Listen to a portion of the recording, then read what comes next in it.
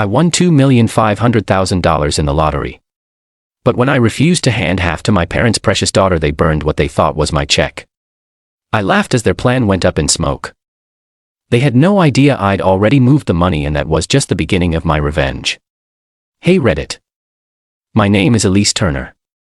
I'm 28 years old, and until a few months ago I was the quiet, invisible daughter in a family that revolved around my younger sister Natalie. She was always the golden child, straight A's, prom queen, daddy's little girl. Me, I was the backup plan, the understudy, the one who picked up after everyone but never got a thank you. I've worked since I was 16, saved every penny. I never expected much, honestly. After college I worked as a receptionist for a dental office while studying part-time for a business degree. My parents barely noticed. Natalie got a new car for graduating high school. I got a polite nod for finishing my MBA with honors. Still, I kept my head down. I was used to being ignored. But all of that changed the day I walked into a gas station after work to grab a drink and decided on a complete whim to buy a lottery ticket. I scratched it in my car, $2,500,000. I stared at the card in disbelief, heart pounding so hard I thought I'd pass out. I went to the official lottery office the next day, confirmed it, and decided to take the lump sum, about $1,600,000 after taxes. It felt like the universe had finally noticed me. For the first time I had options.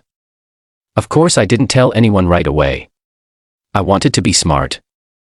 I spoke to a financial advisor, set up a trust, and opened a private account. Everything was handled carefully and legally. I had no debts, no kids, and no partner, just a future ahead of me. After 2 weeks of planning, I finally broke the news to my family over dinner. I thought maybe they'd be happy for me. I was wrong.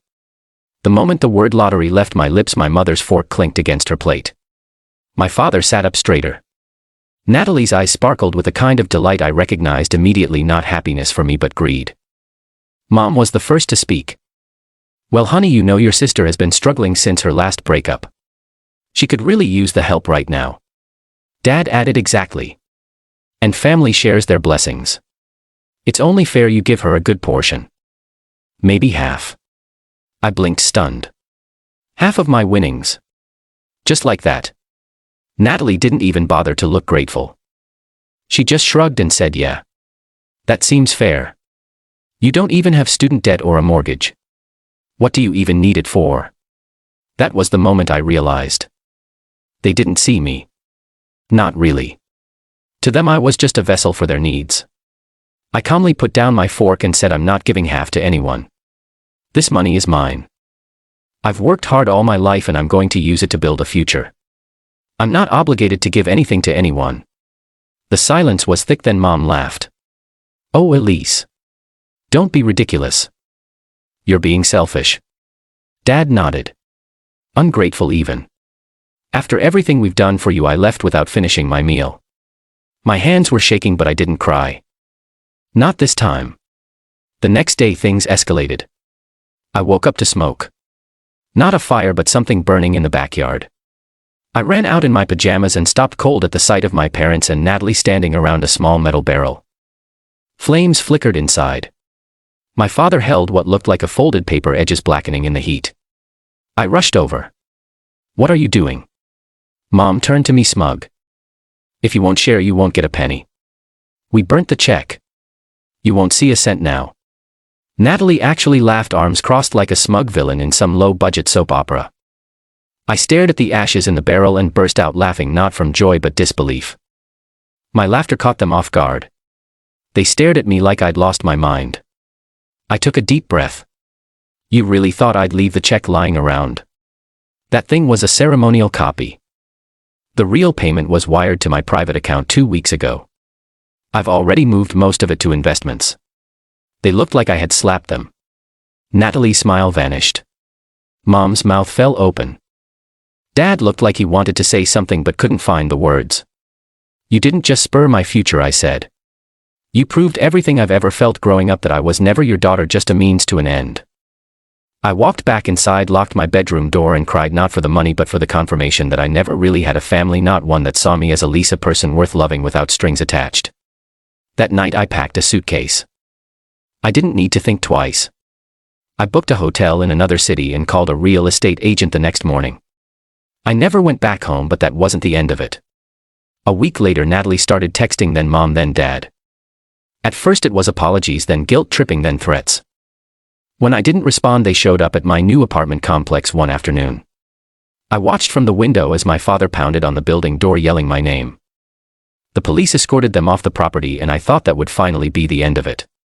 But I was wrong again, because 3 weeks later I got a letter in the mail, a legal notice. Apparently my parents were suing me for emotional distress and promised financial support, and that's where everything changed. The legal notice was neatly folded, resting atop a thick envelope stamped by a local law firm. I sat on the kitchen counter in my new apartment, coffee growing cold in my hand, reading the words over and over as if they might change with each pass. My parents were suing me not for money I owed them, not for anything I had done, but for emotional distress and, more ridiculously, verbal promises of financial support they claimed I made when I told them about my lottery win.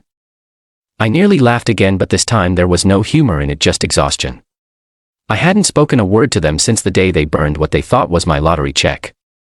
I changed my number, blocked every email, even told the doorman at my new building not to admit anyone unless they were on a very short, very specific list. Still, they'd found a way to reach me. I forwarded the letter to my lawyer Simon, a calm, unshakable man who had handled all my trust and investment paperwork. His email reply was immediate. "Don't worry.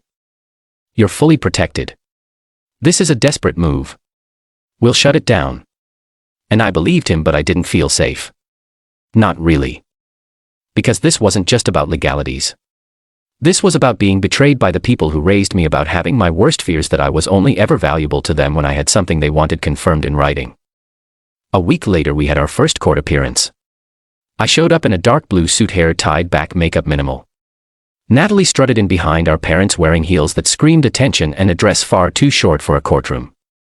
My mother gave me a tight fake smile. My father didn't look at me at all. They had no case, of course. They stammered through vague claims referencing non-existent conversations. My mother cried on the stand.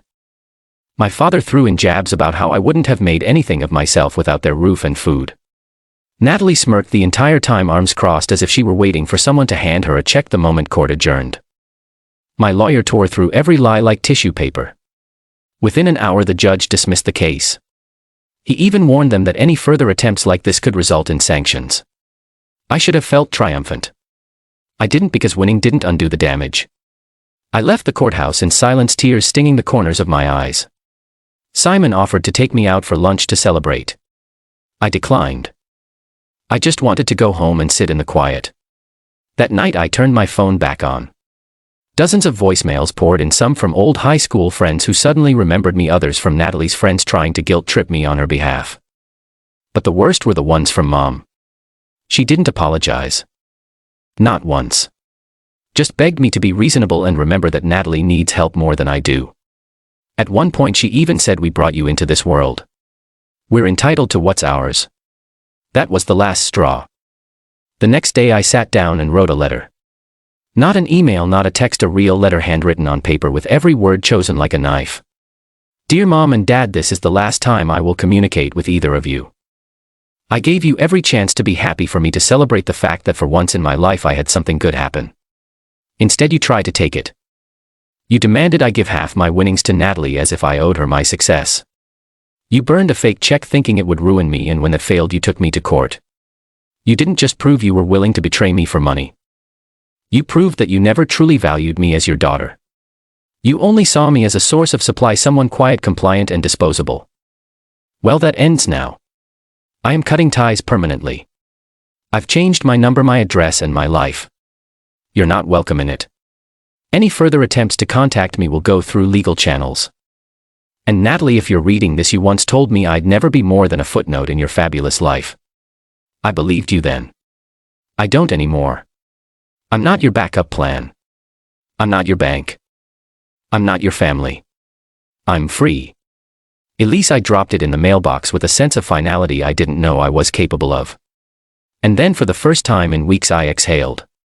Life began to change after that. Slowly, quietly, I joined a co-working space and started a small consulting business. Nothing flashy, just something that gave me a purpose again. I met people who didn't know me as the girl with the golden sister. Just Elise, the smart, driven woman with ideas and confidence. I even adopted a rescue dog. Her name's Scout. She's got mismatched ears, a bark like a foghorn, and follows me around like I'm the only person in the universe worth knowing. Maybe to her I am, and maybe that's enough. Every now and then the past creeps in. I'll hear a song from my childhood or smell a dish my mom used to cook, and for a moment I feel that familiar ache. Not for the people themselves, but for the idea of them. The parents I used to wish I had. The sister I used to pretend might one day be proud of me, but those were just shadows. The real people showed me who they were and I believed them. Now I live in a modest but beautiful home on the coast. I invested wisely. I don't live lavishly, but I live free. I work when I want. I travel when I choose, and no one decides for me anymore. I don't need revenge. I don't need to prove anything. My success is its own proof. And the best part? The real win wasn't the lottery. It was walking away from a life where I was never seen and finally stepping into one where I can finally be myself. Elise Turner, lottery winner, survivor, and at last my own person. Some wins come with numbers and headlines, but mine came in quiet defiance when I stopped begging to be seen and started choosing myself. They thought they could destroy me with fire, but all they did was burn the last bridge I was still willing to walk across. Now I build my own path, and every step forward is mine alone.